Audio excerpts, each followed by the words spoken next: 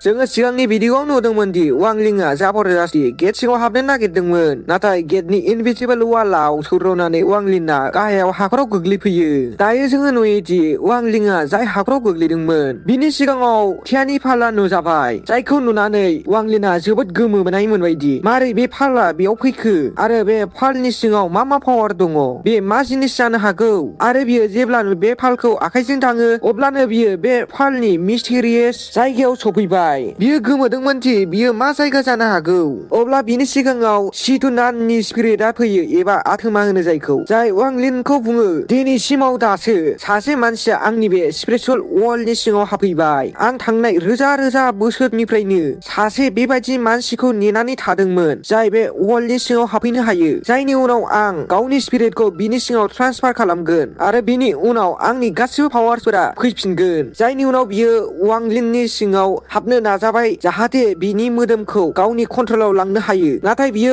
वांलिंनि मोदोमनि सिङाव हाबनोनो हाया मानोना बियो वांलिंनि मोदोमखौ सोरखिलाङो। बेखौ नुनानै बियो एकदम गोमोनाय मोनबायदि नाथाय मानो बिदि बियो मारै जानो हानांगौ वांलिंआथ' सासे नर्मेल मानसिसो नाथाय थेवबो मानो आंनि स्पिरिटआ बिनि मोदोमनि सिङाव हाबनो हायाखै। बियो बिराद वांलिंनि मोदोमनि सिङाव हाबनो नाजाबाय थायो नाथाय बियो जेब्लाबो नाजायो बियो फेलें जाबाय थायो। अब्ला बेखौ नुनानै वांलिंआ बेखौ बुङो आं इमर्टेलिटिनि प्रेक्टिस खालामनो नागिरदों मा नोङो आंखौ आंनि काल्टिभेशन खालामनायाव मदद होनो हागोन नामा। अब्ला बेखौ नुनानै सितुआ बेखौ बुङो नों माब्लाबा गावनि फिजिकेल पावारखौ नायदोंना नोंनि सिङावथ' जेबो गैया आरो नों फैदों इमर्टेलिटि सोलोंनो थाखाय गथ' बे नोंनि सिमांल' जागोन। नाथाय बेखौ खोनानानै वांलिंआ जोबोद रागा जोंबाय। बियो बुङो आं गरिब जानानै जोनोम जादोंमोन नाथाय आंनाव जस आरो साहस खम गैया। जुदि आं मोजाङै खामानि खालामो अब्ला आं आंनि खाफालखौबो सोलायनो हागोन आरो आं बे जिनिसखौ मुलुगाव खालामनानै देखायगोन। बे समायावनो बेयाव इल्डारा फैनानै वांलिंखौ लांबाय आरो बिनि पेरेन्टसनि खाथियाव बिखौ लाबोबाय मानोना बिसोर सानैबो जोबोद जिंगा सिदोंमोन मानोना वांआ एसेबां गोजौनिफ्राय गोग्लैनायनि उनाव रावबो वांलिंखौ नुवाखैमोन। अब्ला वांनि पेरेन्टसा गावनि फिसाज्लाखौ नुनानै एकदम जोबोद खुसि जाबाय आरो बिखौ गोबानानै लाबाय। जायनि उनाव बेयाव बे मास्टारा फैयो जाय वांनो खुसि खबर होननानै बुङो नों सेकेन्ड टेस्टखौ जाफुंहोनो हायाब्लाबो बयनिख्रुइबो सिगाङाव थांनाया नोंसो बिनिखायनो दिनैनिफ्राय नों gwswनि बाहागो जाबाय। बेखौ खोनानानै गावनि खोमायाव फोथायनो हायाखैदि बे आं मा खोनाखो आं इमर्टेलिटिनि थाखाय गावनि सिगांनि आगानखौ होजेनबाय आरो आं दा उनाव माब्लाबाबो थांफिननाय नंला। बिनि उनाव मास्टारा वांलिंखौ बिनिफ्राय गावनि सेकआव लानानै थाङो। बेयाव फैनायनि उनाव गुबुन सासे मास्टारा वांनो गासै जिनिसफोरखौ खिन्थायोदि बेवहाय डिसेबोलफोरनि गाननाय जोमनायफोरा बिसिनि रेंकखौ खिन्थायो। जायफोरनाव ग्रे कालारनि ड्रेस थायो बिसोरनाव जेबो रेंक थाया आरो जायफोरनाव येल्ल' कालारनि ड्रेस थायो बिसोर सेकेन्ड रेंकआव फैयो आरो जायफोरनाव रेड कालारनि ड्रेस थायो बिसोर बिनिफ्राय सिगां फार्स्ट रेंकआव फैयो आरो जोबनायाव थायो व्हाइट कालारनि ड्रेस जायनि उनाव नों सासे मास्टार थामहिनबा बिनि लेभेलाव सफैनो हायो नाथाय व्हाइट कालारनि ड्रेससिम सफैनो थाखाय नों जोबोद गोबां खस्थ' खालामनायनि गोनांथि जागोन। जायनि उनाव बे मास्टारा वांखौ हस्टेलाव लानानै फैबाय। बेयाव गोदान फैनाय गासैबो डिसेबोलफोरखौ दोननाय जायो। दा हस्टेलाव फैनायनि उनाव वांआ बेयाव नुयोदि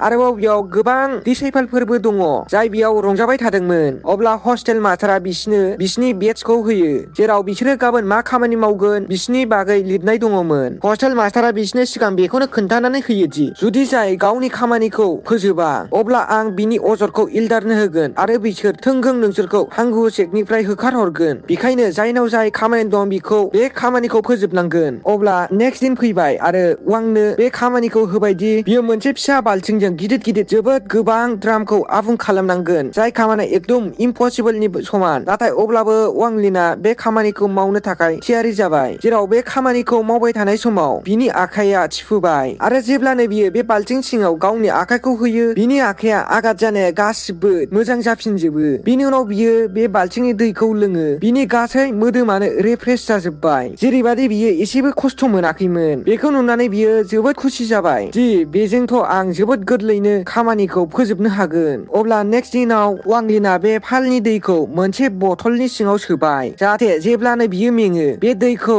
लोंनानै एकदम रिफ्रेश जायो आरो बिनि थाखायनो बियो जोबोद गोरलैयैनो गावनि खामानिखौ मावबाय थायो। बेखौ नुनानै सितुआबो खुसि जायोदि बे वांआथ' जोबोद गोरलैयैनो बे फालनि पावारखौ सोलोंबाय थादों। नाथाय बे जिनिसनि थाखाय हस्टेल मास्टारा साननाय फैबायदि जेरैबादि बे वांलिंआ एसेबां थाबनो एफाराब गिदिर ड्रामाव मारै दैखौ भर्ति खालामबाय थादों जाय जिनिसाव दैखौ भर्ति खालाम खालामनायाथ' मानसिफोरनो हाबथा थाङो आरो बेथ' से हाबथानि खामानिखौ बियो सानसेयावनो फुरा खालामजोब्बाय। नंगौ थारैनो माबा दिगदारथ' दङ।